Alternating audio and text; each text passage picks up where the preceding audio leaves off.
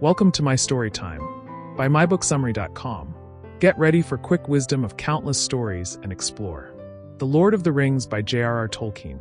In the quiet, rolling hills of the Shire, where life was simple and people preferred second breakfasts over dangerous quests, lived a hobbit named Frodo Baggins. Unlike his fellow hobbits, who were content with farming, feasting, and gossiping, Frodo had inherited a touch of adventure from his eccentric uncle, Bilbo Baggins. The very same Bilbo who once disappeared on a grand journey and returned with a mysterious golden ring. That ring, unassuming as it seemed, was no ordinary trinket. It was the One Ring, the most dangerous artifact in Middle-earth, forged by the Dark Lord Sauron to control all life. For years, it lay hidden in Bilbo's possession, its power unnoticed. But darkness was rising again, and the ring was calling out. When Bilbo finally left the Shire for good, he entrusted Frodo with the ring, unaware of the deadly pursuit that would follow. Gandalf the Grey, a wise old wizard and a longtime friend of the Baggins family, soon arrived with grave news.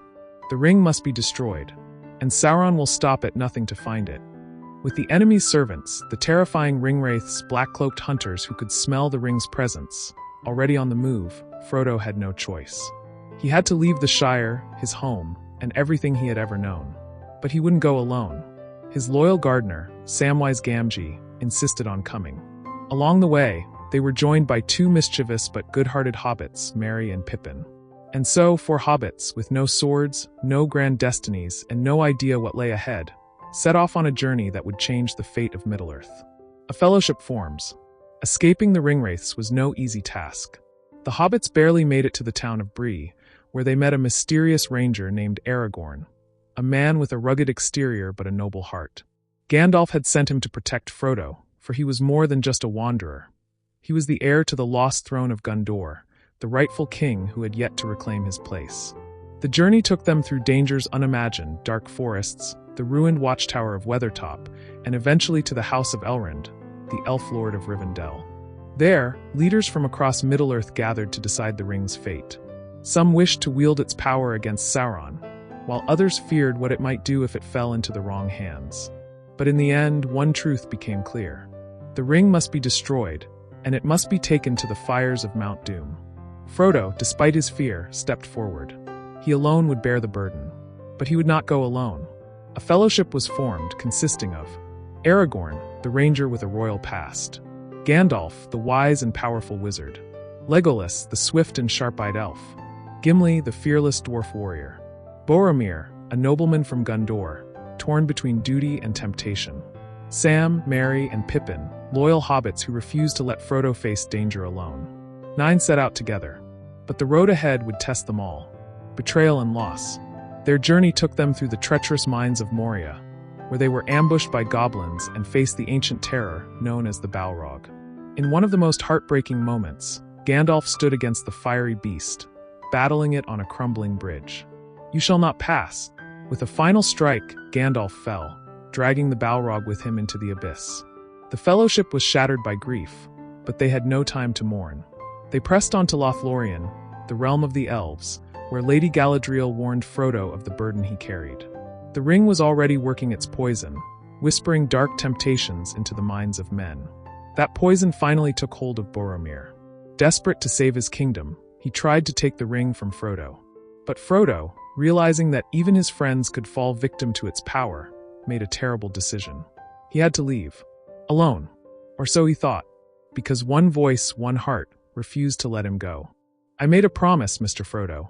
Don't you leave him, Samwise Gamgee. And I don't mean to." Sam chased after Frodo, and together, they set off for Mordor.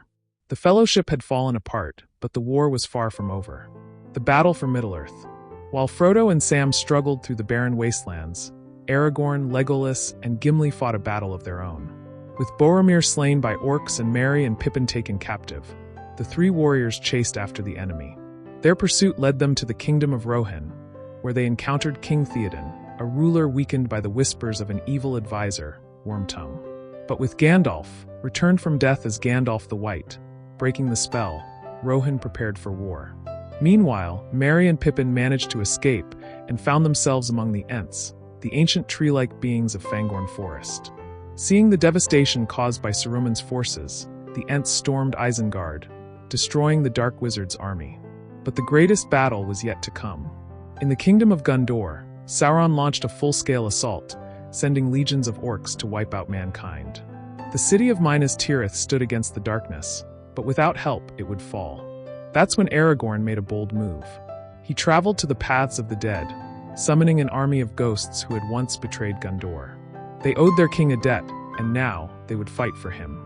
Charging into battle with the army of the dead, Aragorn turned the tide. The orcs fell, Gondor was saved, but the war was far from over. The final stand in Mordor.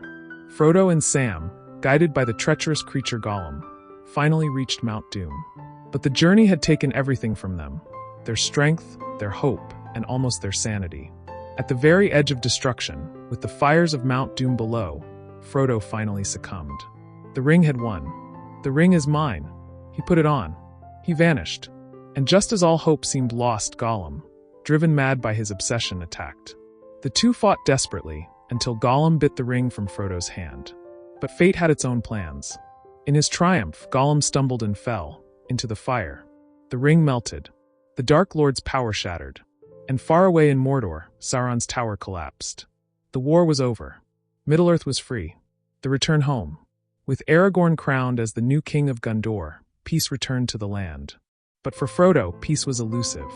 The wounds of his journey, both seen and unseen, would never fully heal. He returned to the Shire, hoping to find solace in the simple life he had left behind. But things were different now. He was different. So, in the end, he made one last journey, to the Grey Havens, where he joined Gandalf, Bilbo, and the elves as they sailed into the west, leaving Middle-earth behind. And as the ship disappeared into the horizon, Sam returned to the Shire, to the life Frodo could never have again. "Well, I'm back," he said as he stepped into his home. And thus the great tale ended. Not with war, not with glory, but with the quiet return of a hobbit to his home. Stay tuned for more enlightening content. Head over to www.mybooksummary.com. Don't forget to subscribe and share the magic with friends. And let's grow together through the power of books and interesting stories.